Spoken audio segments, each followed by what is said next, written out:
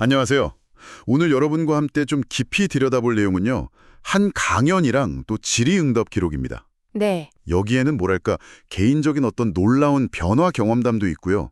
또 왜 세상에 고통이 계속될까 이런 철학적인 탐구까지 담겨 있거든요. 맞아요. 마음의 평화, 또 삶의 의미 이런 걸 찾는 여정에 대한 좀 깊은 이야기가 담겨 있습니다. 네, 특히 그 한 개인의 삶이 정말 극적으로 변화하는 그 과정을 통해서요. 이 자료가 제시하는 어떤 핵심 원리들이랄까요? 그런 걸 아주 생생하게 보여주는 점이 인상적입니다. 아, 이론적인 게 아니군요. 그렇죠. 그냥 이론이 아니라 실제 삶에서 이게 어떻게 적용될 수 있는지, 네, 네, 그걸 보여주죠. 그 핵심 통찰을 한번 같이 파헤쳐 보시죠. 네. 딱 시작부터 굉장히 강렬한 이야기가 나오더라고요. 네네. 말기암으로 이제 의학적으로는 거의 가망이 없었던 77살 여성분이 계셨는데 아이고, 아들이 들려준 이 강연 녹음 테이프 이걸 듣고 변화하기 시작했다는 그런 내용이에요. 맞습니다. 이분이 그 자료에서 팔정도라고 하는 가르침을 접하는데요. 팔 정도요?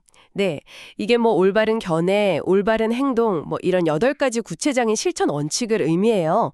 이걸 통해서 자신의 77년 인생, 특히 예전에 그 며느리한테 품었던 원망, 미움, 이런 걸 깊이 돌아보게 되신 거죠. 아, 쉽지 않았을 텐데요. 그렇죠.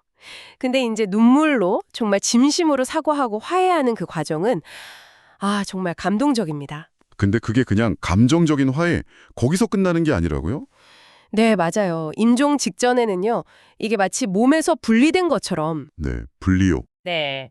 침대에 누워있는 자기 모습도 보고 동시에 뭐 푸른 하늘, 아름다운 정원, 백조 이런 아주 평화로운 광경을 봤다는 경험을 하세요. 와, 신기하네요. 그리고 아주 고요하게 생을 마감하시는데 그 모습이 남은 가족들한테는 오히려 큰 평안을 주었다고 하죠. 아, 그럴 수 있겠네요. 마지막 모습이 평화로우면. 바로 이 지점이 중요합니다. 이 사례는 뭐 나이가 많든 과거에 어떤 잘못이 있었든 상관없이요.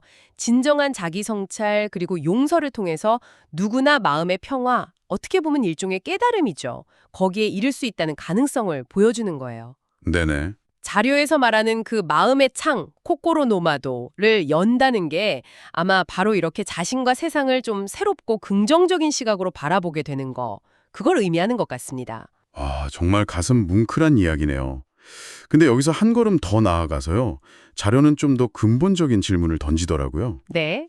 뭐 석가나 예수 같은 그런 위대한 분들이 계셨고 수많은 종교랑 가르침이 있는데도 왜 아직도 세상에는 전쟁, 질병, 뭐 환경 파괴 같은 고통이 사라지지 않는 걸까?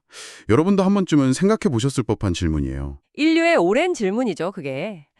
이 자료는 그 원인을 인간이 원래 가지고 있던 어떤 조화로운 상태에서 벗어나서 점차 물질적인 욕망, 또 이기심에 사로잡혔기 때문이다. 이렇게 진단합니다. 아, 욕망과 이기심. 네. 그 자기 보존 본능에 너무 집착하고 물질 경제의 노예가 되어버렸다. 이런 표현까지 쓰죠. 그러니까 본성을 잃어버렸다는 겁니다. 그렇군요. 그리고 그 위대한 가르침들조차도 시간이 지나면서 본질은 좀 사라지고 형식만 남게 됐다. 이렇게 비판하기도 하고요. 그 행위 자체에 매달린다거나 아, 형식적으로만. 네, 아니면 머리로만 이해하고 실제 삶의 변화로는 이어지지 못하는 어떤 지적인 유희, 거기에 그치게 되었다는 거죠. 실천이 빠졌다는 그런 지적입니다. 실천이 중요하다. 그래서 해결책은 외부에 있는 어떤 절대자나 뭐 특정 의례에 의존하는 타력, 이게 아니고요. 우리 각자 안에 있는 힘, 즉 자력을 키우는 데 있다고 강조합니다. 자력? 스스로의 힘이요? 네, 진정한 가르침을 그냥 믿는 대상이 아니라 마음의 자, 코꼬로는 모노사시 있잖아요. 내 생각과 행동을 재는 기준.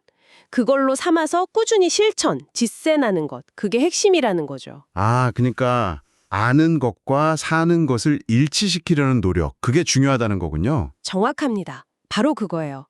이것이 바로 우리의 마음을 뿌옇게 만드는 어떤 집착, 편견, 이기심 같은 마음의 스모그, 고꼬로노 스모크, 이걸 걷어내는 유일한 길이다. 이렇게 설명합니다. 마음의 스모그라 재밌는 표현이네요. 네.